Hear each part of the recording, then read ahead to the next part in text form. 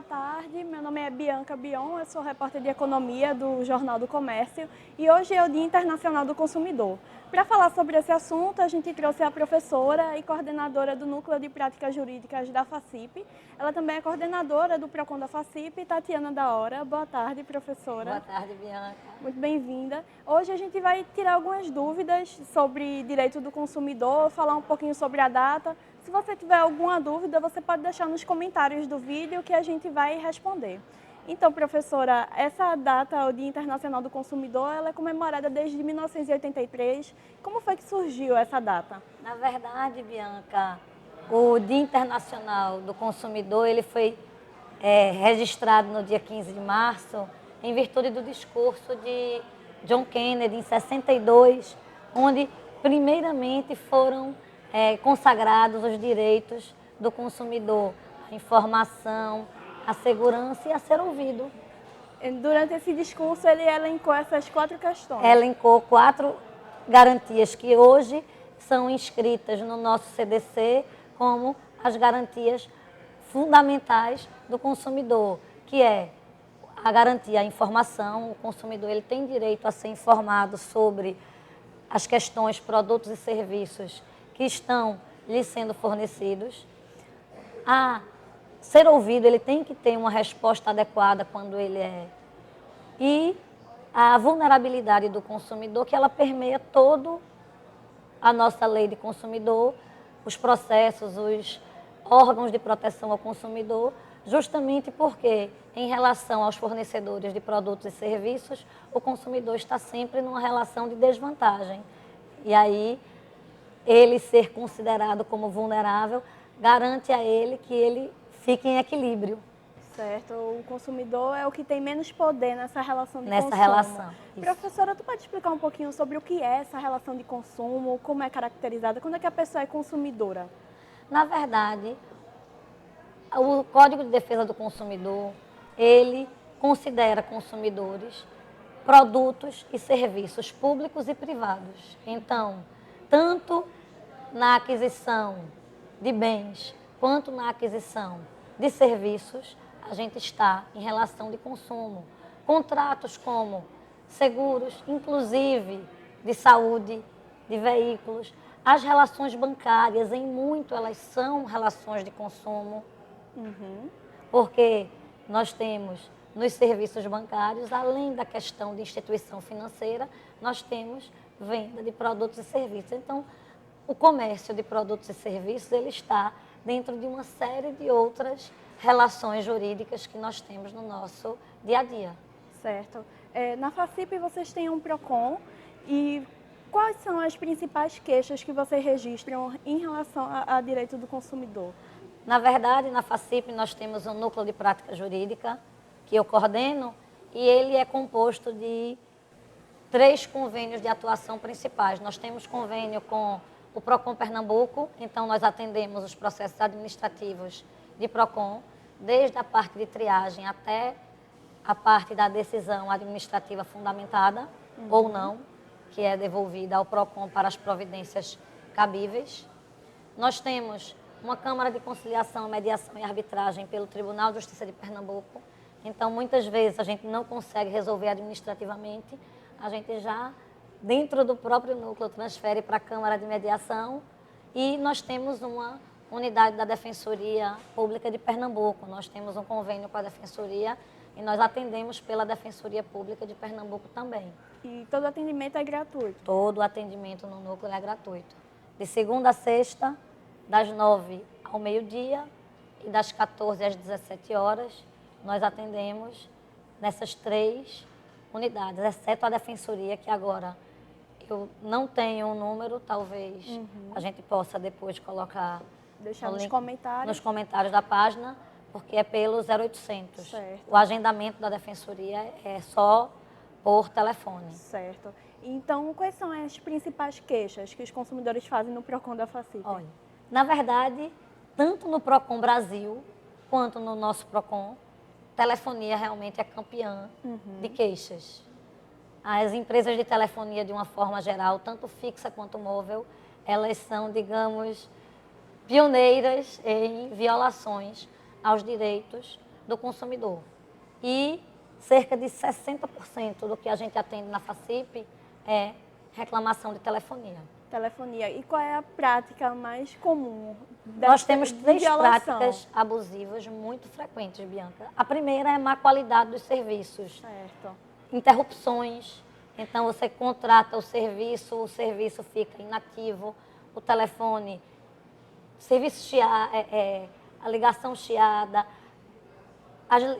os serviços de internet vinculados ao telefone, intermitentes ou suspensos verdadeiramente por longos períodos dentro do período contratual. Então, a má qualidade, a não prestação adequada do serviço é uma das reclamações recorrentes. Práticas abusivas são incontáveis. Não entrega do contrato. Eu estava antes de vir para cá comentando que receber contrato é exceção, não a regra, que, na verdade, a entrega do contrato ao consumidor, que deriva do dever de informação, então, ela é uma prática abusiva constante. Ninguém tem o seu contrato, praticamente, de prestação de serviço de telefonia. Então, eu não sei o que eu tenho direito. É o principal ponto, porque o contrato ele vai reger toda essa relação de consumo, né? O que é permitido, o que não é permitido. E aí, no contrato de adesão, você muitas vezes contrata por telefone ou num quiosque de shopping, e aí você não sabe nem ao certo o que você tem direito, como reclamar. Sim, entendi. E a Anatel, uma das principais reclamações registradas pela Anatel esse ano foi em relação à cobrança indevida por meio de propagandas e jogos enviados pelas operadoras para os telefones. Como é que o consumidor deve proceder nesse tipo de situação? Na verdade, existem duas. O que acontece? Antes de mais nada, essas propagandas, tanto por meio de mensagem, torpedo, quanto por meio de ligação, que hoje também se faz muito, ela precisa ser solicitada ao consumidor na hora da contratação e autorizada. Você tem que autorizar a operadora a enviar convites, e se você não autorizou, eles não podem nem enviar esse tipo de mensagem, que muitas vezes é uma mensagem que vincula, a mensagem já é um contrato. Você dá um aceite, às vezes que não é nenhum comando que você deu, o telefone está na bolsa, você bateu, e aí você aceitou um serviço e ele vem descontado semanalmente na sua fatura. Quando o serviço não contratado foi incluído nos seus pacotes, aí a gente tem duas alternativas. A primeira é você entrar em contato com a operadora, tentar esgotar as vias e administrativas. Aí, tentar entrar em contato e obter uma conta sem a cobrança abusiva, com o desconto dessa conta. E se for por telefonia pré-paga, que a operadora restitua o valor indevidamente descontado. Certo. Se não for, você não tiver condições de ficar, correr o risco da suspensão do serviço, ou você tem um pacote grande e não quer correr o risco de negativação, porque às vezes a demora da operadora em responder esse questionamento do consumidor no valor da fatura é muito grande, aí o que a gente pode fazer é, você paga e solicita a restituição desse valor indevido, ou na próxima fatura, ou em forma de dinheiro verdadeiramente. E o Código de Defesa do Consumidor, ele diz que pode estar acontecendo aí uma cobrança indevida. Não, aí, é indevido. É indevida. Artigo 33, é uma violação clara ao artigo 33 do CDC. E aí o consumidor, quando ele perceber isso, ele pode pedir o dobro do valor que ele pagou, não é? A cobrança, a restituição em dobro, ela é exclusiva da via judicial. Certo. Quando o consumidor ele vai no PROCON, porque o PROCON ele é um órgão de proteção ao consumidor. A mediação no PROCON ela é um pouco diferente da mediação judicial, porque na mediação judicial o mediador ele é sempre imparcial. E na mediação no PROCON, por conta da vulnerabilidade do consumidor, os mediadores do PROCON eles são tendenciosos ao consumidor. Sim. Porque é o único jeito de a gente equivaler fornecedores e consumidores em poder. Se a gente não puxar um pouquinho a sardinha para o nosso consumidor, ele vai manter a relação de desequilíbrio. Certo. Professora, chegaram algumas dúvidas aqui dos internautas, dos seguidores do portal do Jornal do Perfeito. Comércio.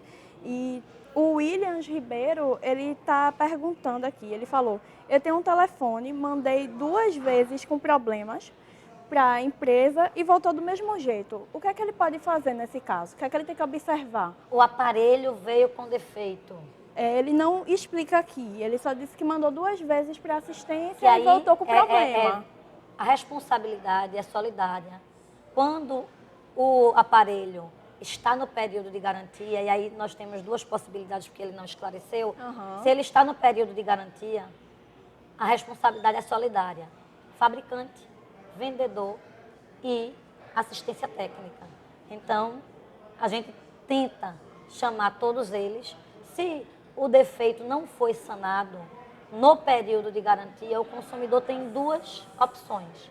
Uma delas é a restituição do valor corrigido. Uhum. Ele pode, eu estou insatisfeita, eu não quero mais nada com esse fabricante. Porque às vezes a contrariedade é tão grande, você compra o aparelho e o aparelho às vezes passa mais tempo no período de garantia na assistência técnica do que na posse do consumidor. Então ele tem essa possibilidade de não mais querer a restituição do valor corrigido. Certo. E a escolha do consumidor. Certo. O CDC dá ao consumidor esse poder de escolha. Ou, se ele quiser, o aparelho novo com nova garantia. Aí ele vem, é um aparelho novo, com nova nota, novo período de garantia, todo regularzinho. Então ele pode desistir do produto ou trocar por outro. Pode No pegar caso um produto igual ou superior. Porque muitas vezes, principalmente no que tange a tecnologia, telefonia celular, os aparelhos, a tecnologia evolui muito rápido. Então, muitas vezes, principalmente nos fabricantes mais comuns, quando você vem a apresentar esse defeito, aquele produto não é mais fornecido, aquele modelo. Então, ele é obrigado, ainda que seja mais caro, a oferecer um modelo similar ou superior. Certo. E no caso de estar fora do período de garantia, a pessoa mandou para assistência técnica, o que é que deve fazer? Voltou com Na problema. verdade, é uma violação ao CDC. Você comprou o produto. A primeira recomendação dos PROCONs é que você teste antes. Só que algumas empresas não têm assistência técnica local, então esse processo de transmissão do produto, ele é feito via correios. E aí você não tem como testar antes de receber. Sim. E aí, se você não teve como testar, o ideal é que você teste antes. Ou se o aparelho saiu da assistência técnica, perfeito, mas aí com poucos dias ele voltou a apresentar o mesmo defeito, aí o ideal é que a gente entre com uma reclamação mesmo no PROCON. Porque aí o fabricante e o produtor e o fornecedor de serviços de reparo, ele vai ser chamado para uma tentativa de resolver amigavelmente o problema. E se isso não for possível, o próprio PROCON encaminha o consumidor para os juizados especiais, que integram o Sistema Nacional de Defesa do Consumidor. Pronto, então para o Williams Ribeiro, se o seu telefone ainda estiver no período de garantia, você vai poder, como a professora explicou, vai poder trocar ou desistir da compra. E não estando... Ele acabou de comentar aqui que o telefone está na garantia, então você vai poder trocar o produto ou desistir da compra e receber o valor de volta. Entre em contato administrativamente, William, com a assistência técnica e o fabricante. Se você não conseguir, aí você pode procurar uma das unidades do PROCON. A unidade do PROCON FACIP, no Núcleo de Prática Jurídica, fica ali na Avenida Lins Petit, número 89, de frente da Praça Chora Menino. E aí nós teremos prazer em atender você e tentar solucionar esse teu problema com o aparelho de telefone celular. Certo. Aí a Maria Aparecida da Silva Marques, ela perguntou assim, gostaria de saber se o banco pode cobrar um valor abusivo. Eu estava devendo ao banco um valor pequeno de um empréstimo que fiz para o meu filho. o meu filho deixou de pagar e o banco não me informou. O banco usou o meu limite e ficou cobrando a minha dívida sem meu conhecimento. Agora está cobrando uma fortuna, eu não tenho como pagar essa dívida. O que é que ela deve fazer? Na verdade, essa é uma questão frequente em relação a bancos, operadoras de cartão de crédito, que é os juros e as multas indevidas e abusivas. E em relação a essas dívidas existentes, cobrar consignado na conta, fazer o desconto, às vezes até de conta salário. Já recebemos um caso lá que a pessoa ficou sem salário, porque a parcela não foi paga na data e eles descontaram da conta do consumidor dentro do salário. Ele ficou praticamente sem salário no mês. Então, as cobranças, quando a dívida existe, normalmente a gente encaminha para um setor chamado pró-endividados, que é um setor do Tomás de Aquino, porque Do Tribunal de Justiça. do Tribunal de Justiça, porque ele é mais acostumado a dissociar o que é dívida do consumidor do que é multas, juros e o que está indevido nessa cobrança.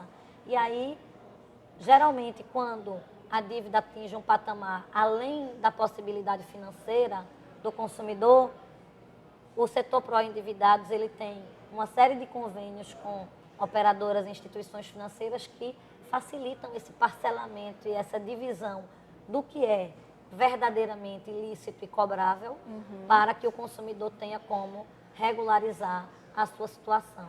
Outra opção é o Serasa Consumidor, que o Serasa tem feito um trabalho muito bacana desde o ano passado nessa questão de dívidas, o consumidor que tem uma dívida, mas ela acabou se tornando impagável por conta de juros e multas, e aí você tem a oportunidade de fazer pela própria internet, no site, você entra no Serasa Consumidor, conta a história da multa, da dívida e de como ela se tornou, e aí o Serasa intermedia essa relação de negociação e parcelamento. Certo. Essas dicas que a professora deu agora são para pessoas que estão endividadas e querem de alguma forma negociar as dívidas. Mas no caso da Maria Aparecida, o banco pode Não. ficar gerando essa dívida e não avisar o consumidor? Não, normalmente o que acontece faz parte daquela não entrega do contrato. Os contratos bancários, eles costumam ser também sem muita informação, que é uma obrigação do fornecedor de produtos e serviços em explicar, esclarecer ao consumidor. E aí a gente tem cheque especial, tarifas, etc. O que acontece? Muitas vezes nos serviços não pagos do banco, eles descontam automaticamente da própria conta do consumidor. Muitas vezes entram no cheque especial. Por entrar no cheque especial, cobram tarifas e multas e IOF e outros encargos relativos ao ingresso no programa que é tipo um empréstimo. O cheque especial é um empréstimo que se faz ao banco. E aí vira uma bola de neve, aí você ultrapassa o limite do cheque especial e as cobranças vão se tornando impagáveis. Na verdade, juros progressivos, multa progressiva, e isso é abusivo.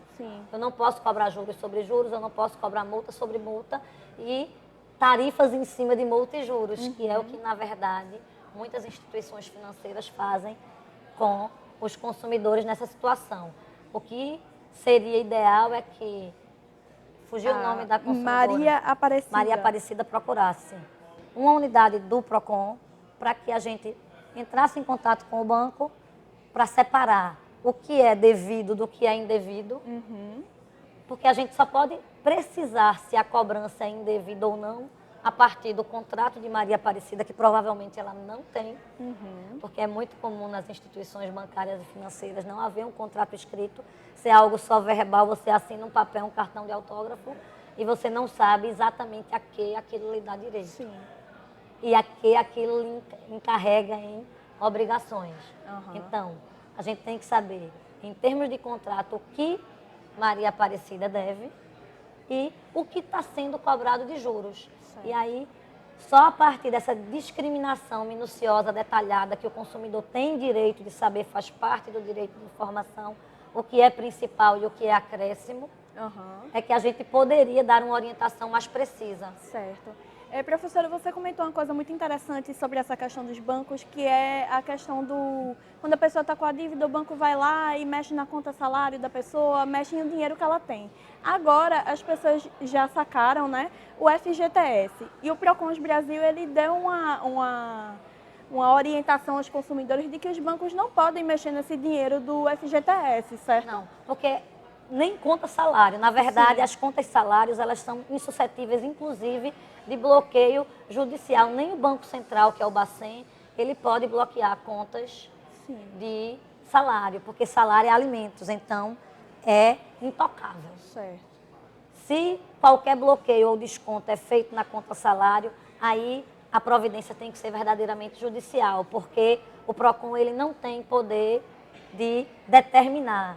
E aí, a partir de uma via judicial, aí procurar ou uma defensoria pública ou diretamente, se o valor não exceder 40 salários mínimos, os juizados especiais, para que liminarmente o Poder Judiciário interrompa essa cobrança e restitua os valores de salário da conta. Que como é que a pessoa vai viver sem o salário? Sim. Nada em conta salário.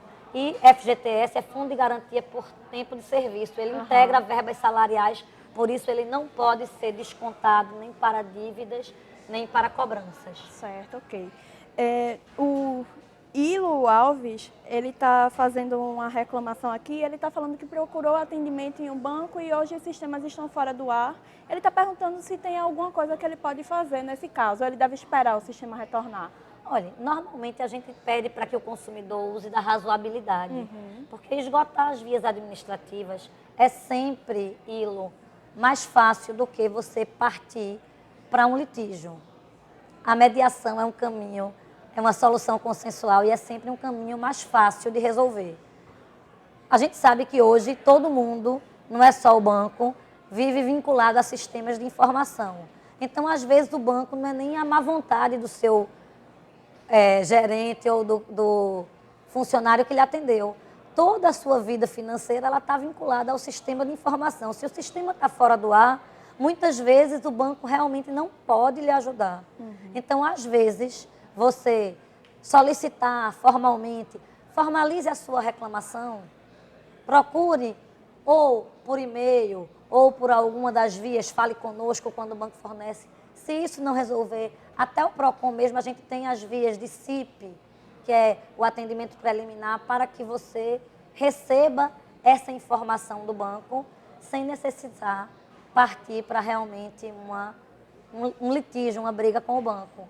Certo. Então, porque o sistema está fora do ar, o banco não tem muito o que fazer.